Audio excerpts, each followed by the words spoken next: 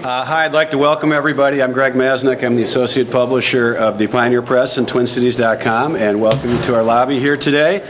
On behalf of the Treasure Hunt, presented by Fury Motors, I'm happy to introduce the Treasure Hunt winner. It's winter outside. Benjamin Hazelman from St. Paul, who found the medallion earlier this morning in Como Park in St. Paul. So, congratulations to Benjamin.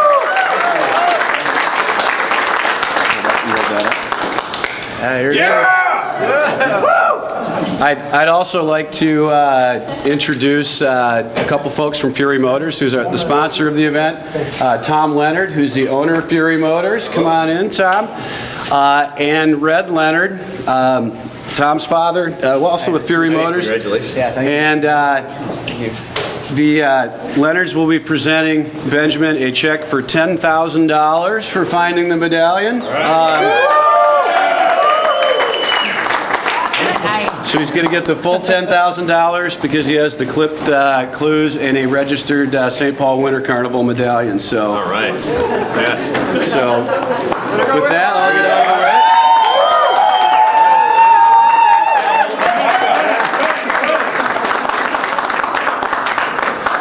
On behalf of Fury Motors, we are thrilled to be in conjunction with Pioneer Press to do this St. Paul tradition that you just don't find other places. And so we're excited for you. Congratulations, and good luck next year. All right, thank you. This is not the first time that you've been pretty close to the Winter Carnival medallion. Maybe you can share a little story about your experience in 1993.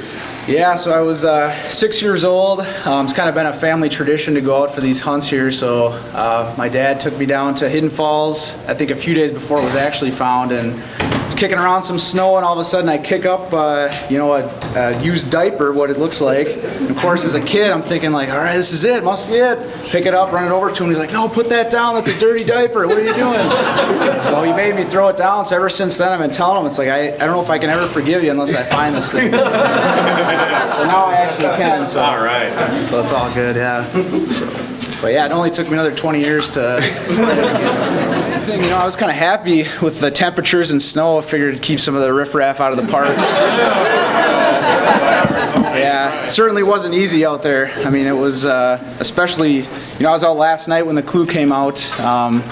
People were complaining about the cold, and I was like, well, this is the high for the day right now. So if you're not happy with this, then it's going to get a little rough there. But yeah, it was definitely was not easy. Had to bundle up out there, and I mean, anytime you took your glove off or something, it was freeze up pretty quick. So yeah, it was it's pretty surreal, honestly. Right now, I'm still kind of in like a dream state. So so I was out with a buddy last night, dug for a few hours out there, and we were right in the right spot. And he was like, man, my feet are too cold. We got to get out of here. So again, there's that documentary, No Time for Cold Feet. So I was telling him, but so we ended up getting out of there, and literally, if we would have stayed there another 5 minutes, we were right on the spot. And so I went back. I woke up this morning, texted the roommates, tried to get them up, but they wanted to sleep in, I guess. So went out by myself. And what time did you get there this morning? I think I got to the park around maybe 7:15 or so, something like that. Went right back to the same spot that we were digging last night. Was it around 8 or something that I found it? Okay, yeah. Yeah, so went right back to the same spot because it felt good. Nobody was there. I was kind of hoping, I hope nobody took that spot over. So went right back there and kept chopping snow up, and eventually I was telling them upstairs, usually when you're hunting in the parks, you end up finding a lot of trash, and you got to open it up, pop cans or, bag of chips or whatever. You got to tear everything open, make sure it's not in there. Well, this year at Como, I don't know, St. Paul must have done a great job cleaning because I didn't find a single piece of trash the entire hunt.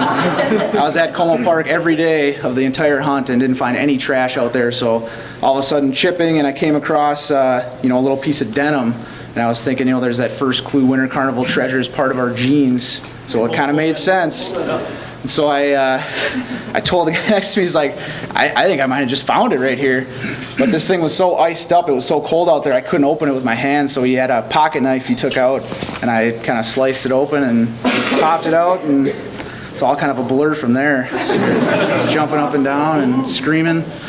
born and raised in St. Paul, so it's kind of cool to have a Como Park find under the belt. Happy about that one. So we always get out that first Saturday, get to a few parks. So I hit Highland and Como and Newell, a few other parks. And it seemed like every clue that came out, didn't drive us away from Como. So we just kept going back there, digging more spots. So I was actually out there from, the very beginning. First time I've ever done that, been in the right park every day of the hunt. So, and I figured it was kind of due, it's been there the most times out of anywhere else. And it hasn't been there, I think, since '03. So I figured it was, right about time to go back there. It's a big park. It is, yeah. It's a huge park. So it's funny, my boss, I got to thank him actually for letting me take some time off. He thinks I'm crazy getting out there every year, taking time off work and driving an old 1990 Oldsmobile. So I think it's probably about time to upgrade, maybe get a new car here. So. Yeah, that's right. Yep, pick up a new Jeep. So this is part of the $10,000 presentation. Congratulations. Yeah, thank you. Appreciate it. There's no other event out there where you get out digging in, sub-degree weather at midnight, digging through the snow looking for a little tiny puck. But yeah, it's like I don't even realize, I'm out there digging, all of a sudden I find it, and it's like it almost hits me like, wow, was I not expecting to find it out there? It kind of surprised me. I was just going out there to exercise, but my dad tells me too, he's like, you find that thing, you got to put it in your pocket, don't tell a soul, you get out of the park. I'm thinking, 7 a.m., 20 below zero, I don't know how many people out there are going to be trying to, mug me for this thing. So it's probably okay. Thanks for coming down, and congratulations. Yeah, thank you very much.